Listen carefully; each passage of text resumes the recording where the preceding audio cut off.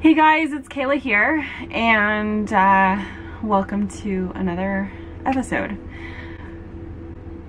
I just got home. Actually, I got home a couple days ago, and I've been postponing making this video because I have shifted to a very introspective state. If you did not see my previous video or posts, this past weekend I went to a shamanic plant medicine retreat in which I consumed the plant medicine ayahuasca. In this video I want to talk about my first experience at the retreat. We drank 2 nights in a row. And this is my absolute very first experience with this medicine. And since I got home on Sunday afternoon, it's now Wednesday, I've been really resistant to talk about my experience. I have felt very, like I just said, introspective, very inward, very closed off. I think I'm still in that processing state. So that being said, I did promise I was going to share this experience, so I am here to share as much as I can about what I went through and whether it's something that I will consider doing again. So where to begin? My life has been very emotional over the last couple months, couple weeks, and I made the decision to take part in this ceremony, in this process, in this retreat, because I had finally shifted to a space where I was no longer feeling fear.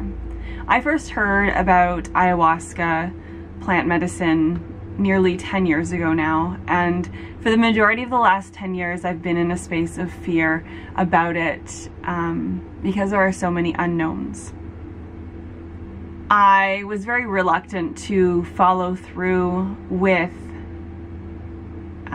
actually taking part in a ceremony because of this fear. And you know, going into anything with fear is not going to serve us well. So I finally shifted to that space where there was very little fear or none at all, until the night of the first ceremony. I started feeling a lot of anxiety. And my initial anxieties were about the different plant medicines that were incorporated in the process. And my anxiety and fear was all about pain. And I think that's kind of what anxiety and fear comes down to for most of us, right? Is it going to cause us pain? Is it going to cause us physical pain, emotional pain? What kind of pain? If it's all going to be pleasure, what kind of fear is it, right? My initial fear, the night approaching the ceremony began around 11 p.m. and before drinking the ayahuasca brew, there was a tobacco powder that we actually had blown up our noses, and this is to, it's called MBL, and it's actually to open up the pineal gland, which is where a lot of the psychedelic or hallucinatory or you know, consciousness altering experience comes from. And so this is kind of like preparing the ground for the process to happen. So this I had a lot of fear with, because a lot of people came back into the room and their eyes are watering and they're blowing their nose and they're like making all sorts of noises, and I wasn't the first one to go. But when it was my turn, yeah, it kind of hurt a little, but I likened it to the experience of getting chlorine water up my nose. Like when I was a kid and I used to get thrown in the swimming pool and when you breathe in at the wrong time and you get that feeling up your nose. That's really all it was for me. And after, I'm lying, it was not called Imbil, it was called, Imbil is something else that I'll talk about later. I can't remember what it was called. I can't remember at all. Not called Imbil. Imbil is a paste. This was a powder. It was like a tobacco powder. For me, after the initial like watery eyes, it really clears out your nasal passages. So you're blowing all sorts of mucus out, and you're spitting and coughing and blowing your nose and all that fun stuff. And a couple of people started having the purging process immediately just from this. For me, I tend to most of the time have this like low level headache. Like there's a lot of pressure in my head, and it seemed to take it away. It was almost like my whole mind was filled with oxygen and there was space, and I had this pleasant feeling of lightheadedness is what came over me. And then shortly after this, we did saging and we did all of this stuff, and did some ohms and really created this beautiful ceremony. And then shortly afterwards was when we went to drink, and it was maybe about I would say probably about 2 or 3 ounces of ayahuasca is what we all started with. It was a small cup that we each drank out of. And we were called up one by one to have the first drink, and I actually didn't mind the taste at first. It kind of tasted like some weird concoction you would have made in high school when you were mixing random alcohols with mixers. It was, kind of like, I mean, it is jungle juice, but it kind of tasted like a jungle juice. And I actually didn't mind it. It was easy to take down, and then they had like some, sweet candies for you to eat afterwards if you wanted to. And I just took them mostly because I was experienced. We all had very empty stomachs the first day we stopped eating at 4 p.m. And so part of me had this, again, this fear thing. I had this fear. I'm like, oh my gosh, I haven't eaten enough. I'm gonna pass out. I'm gonna be sick from like not eating, and my blood sugars are gonna drop and all these things. And I realized a lot of it's all in my head, because I'm the person that, at midnight when I'm still awake, I'm sitting there eating food. So it was good for me to shift that process. So for a while, I didn't really feel anything. I tried closing my eyes. They gave us an eye mask. I thought, okay, like maybe I'm gonna see some crazy visions or something. So I started to, when I put my eye mask on and the room is dark, they have music playing to kind of take you through this emotional journey. I started to see these like ultraviolet purple flashes, almost like if I was really deep down in water at nighttime and there was like a light at the surface of the water. This is what I started to see. And I was analyzing the situation so much. I could see these like flashes, and they weren't really anything. It was just like this like fluorescent purple. And then it started to go away.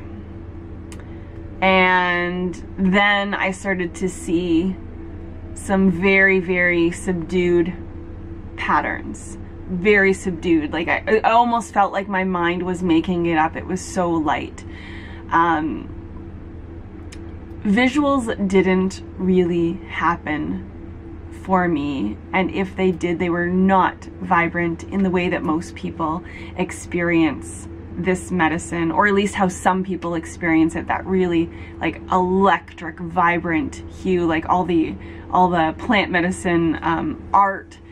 Like that's not something I experienced, and I partially had this expectation of experiencing it because I am such a visual person, because I am an artist, whatever that means. But I just thought that I had expectations, even though I tried so hard to not have expectations. So kind of like went in and out, and I was like, I don't know if I'm really feeling anything. Like, people around me are starting to experience stuff. Some people are purging. Throwing up is part of it. It sounds disgusting. It ends up actually being something really beautiful. But I'm hearing, you know, people releasing around me, and I can tell that some people are really having an experience, and I am not. And so I went up to the front of the room where the shamans were and asked if it was the right time for me to have more, because I'm really not feeling anything. And I felt like I should be feeling something. I'm not going to, you know, sit there and have these very faint visuals and nothing really happening. You know, I spent money to be in this place, and I want to have a healing experience. And so it was the right time. I'd probably let about an hour and a half go by, maybe even longer, after laying there, after moving, after going to the bathroom, trying to walk around. And then after my second drink, it came on very quickly. It came on very, very quickly. And I remember having this feeling similar to, almost a feeling similar to being drunk. I guess we compare our previous experiences to what happens, but then I had experiences I've never been able, I can't compare it to anything else I've experienced. So it was this kind of this disoriented feeling. I was having more of an experience with my eyes open than with my eyes closed. And I started to see like double and triple, like things were kind of almost like blurring along the way when I was looking around the room. I remember feeling nauseous. And in the real world, in the regular world, in the world that we live in, generally if you're feeling nauseous, you want to stuff that down, right? You want to have some ginger tea, some ginger ale, you want to like have something to eat, raise the blood sugar. You don't want to throw up. This is like what we've been trained to do, is that if you feel like you need to throw up, you need to stuff that down. And so I fought it. I fought that nausea. I was laying there, I was feeling sick. I was, I didn't feel right. I was feeling dizzy. And there was a point where I actually was like asking for help. I was like, I want this to stop. Like, as if somebody just had a magic button and could make it all go away. I went through, I was kind of present and kind of not, but I was feeling really uncomfortable. I was a little scared. I couldn't get comfortable. At one point I was like in like child's pose with my blanket over my head. And then at one point I was laying back, I was laying on my side. I had my bucket nearby just in case, because I didn't want to get to the point where all of a sudden, bleh. The most intense moment of the night was a point when, and this is so hard to explain if you've never done plant medicine before, to wrap your head around this. Like, I entered this space that I shifted to another place. It's like I was in another dimension. I was somewhere beyond. We live in a 3-dimensional world. I was somewhere beyond that. I was in 4th dimension, 5th dimension, 6th. I don't even know what dimension I was in. Maybe it was even only 1 dimension. But the thing that I know for sure is that I was in a place where time didn't exist. And this combined with the sensation, I felt like my whole being had been shattered, as if I was a living version of a Picasso Cubist painting. It was like there was pieces of me scattered, and I was existing, and I was stuck in this place. And the more I think about it now, the more I feel like it was actually, yeah, the dimensions, it was different. There was something there. But I had this like crazy fear, and I had these thoughts come into my mind where I'm like, oh my gosh, this is the place where people can get trapped. This is where someone can get stuck. And I started spinning. I started like just losing it. And then I was having a hard time breathing, and I was trying to focus on my breath. And I still remember this so vividly. And finally, I got to this point where I realized this is a place where there's no time. I come from a place where there is time. Time. I have a watch. The watch is not on my wrist, but I do have a watch. I have a wrist, I have a hand, I started becoming more aware of my physical body again. And this is what started to pull me out. Now, this experience, it taught me how much my mind holds me back. I'm so like, not that I'm like a genius intellectual, but I'm an intellect person. I'm stuck in my head a lot. I think all the time. It's just always going. And the mind just would not shut off. But it was my mind that ended up helping me out of that space. When I was talking to some people the next day, they did share that they've had similar, not identical experiences, but that's the beginning of the ego separation. And it's the ego that is feeling that fear. Now, another thing in addition to recognizing that I had a body and I started coming back to this place and, moving my hands and realizing that I was a three-dimensional being, a week prior to heading to the retreat, I felt called to visit my friend Deborah, who is a Reiki master and a channeler. And I go to see her maybe once every 1 or 2 years. It's not very often, but I felt like I needed to see her before this. So during our session, she felt compelled to give me a mantra that she had recently heard at a lecture she had gone to. And this mantra was, I am not my mind. Also, wait, I always mess this up. I am not my body. I am not my body. Also, I am not my mind. And this mantra helped me get out of this space. And I think that was what I first started with, was I was even journaling it the night before. I didn't even realize why. I just felt this need to journal this. It was something that kept me rooted, kept me grounded through this process. I am not my body. Also, I am not my mind. And it was my mind that was spinning. And as I said this and I repeated this and I realized that I was feeling this separation, and there was so much happening. But I really believe that the lesson with this, and I feel like the first night was like ayahuasca boot camp for me. It was not a healing process. It was not repairing the body. It was not doing the deep work. This was, for me, what I needed was a set of tools to go inward. And I feel like the greatest thing that I learned from this night was to get out of my head, to remember that I am not my mind, because I associate so much with the mind, with the mental capacity, with thinking.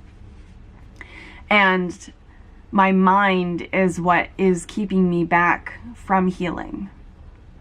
My mind is what's keeping me back from having emotional releases, from experiencing, from being present. The mind is so, it's active and it's controlling everything. And I believe that that's the reason why I was being held back from having an experience, because I was analyzing everything and I was like trying to understand and observe everything that was happening instead of just allowing it to happen. I was almost trying to, force it. And so eventually I came out of that, and I went into some other states of consciousness, some other places, some other sensations in the body.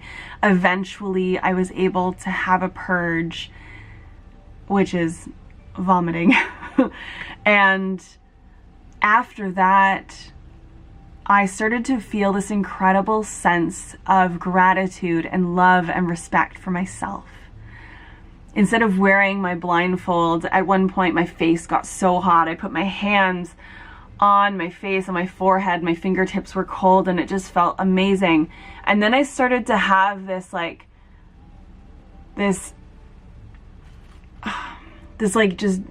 love affair with myself. I slowly let my fingertips work its way over my face, and it was like I was observing my body in a way I've never observed it before. And like, my face didn't feel the way I expected it to. The curves and the bone structure and the skin and everything just felt different than how my eyes would have. And I think our eyes really play a lot of tricks on us in life, and there's so much beauty that can be observed without our sense of sight. I had this incredible, one of the things I wanted to achieve was developing this really deep sense of love for myself, feeling love. And at one point I was playing around with this hair elastic on my wrist. Usually I have hair elastics on my wrist. And I took this hair elastic, I had my hands resting on my chest, and I was just in this blissful place. And I'd finally let the mind go, and I was just experiencing. And it's probably part of the reason where I can't clearly remember a lot of this, but my hands were on my chest, I was playing with this hair elastic. And at one point I took this hair elastic and I wrapped it around my left ring finger. And I had this almost like this moment of marriage with myself. Like, I love you so much, I'm going to marry you, I'm marrying myself. And I did this, and for most of the weekend I had this elastic wrapped around my finger, and I just had this beautiful feeling. Now this ceremony goes on all night, and everybody kind of comes out of it at a different time. And when I started to come out of it, I kind of could tell when I was kind of back and forth, when I was starting to come back. And I have no idea what time it was. Like I said, I wasn't wearing a watch, I normally do, but I wanted to just surrender to the process. And I think I came out a lot earlier than some other people. But when I finally had shed the experience, I remember just sitting up and being like, holy shit, what was that? It was wild. Coming out of it, the experience was incredible. Yeah. I'm gonna end here, and I'll see you guys for part 2, because I'm at 23 minutes and 33 seconds. Bye.